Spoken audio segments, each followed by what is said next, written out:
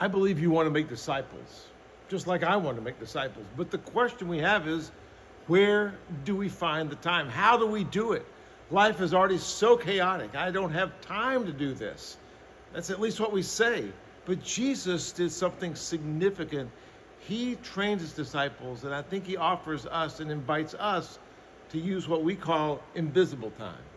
Invisible time is built into the Great Commission. In Matthew 28, Jesus says, as you go, you have a natural life, you have a natural rhythm. As you go, make disciples of all ethnos, of all people groups. He designed for you and I to do it as you go.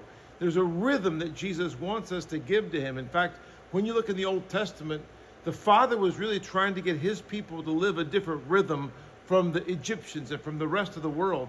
And I think it has not changed a bit. I think he wants you and I to live a different kind of rhythm. And yes, it's difficult. Of course it's hard. Yes, it's uphill.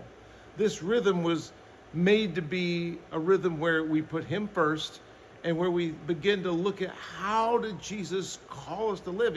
He says, don't worry. How do you do that? How do you live and make disciples? How do you do these things that Jesus called us to do? I think one of the challenges is we live linear, disconnected lives. And I think our devices and our culture has caused us to live even more linear than even previous generations. What do you mean linear? Well, we go from one thing to another thing to another thing, and those things are all disconnected and they don't relate to each other. And so we meet strangers and we kind of make them acquaintances. But Jesus said he wants us to live in a community, more of a circle than a linear approach, where our kids, family and friends and relationships and how we operate in our work and who we live around, they come together and we stop chasing the wind, as the scripture tells us. We actually begin to live a completely different rhythm. Jesus says, as you go, I want you to live differently, to think differently, to be a different kind of people.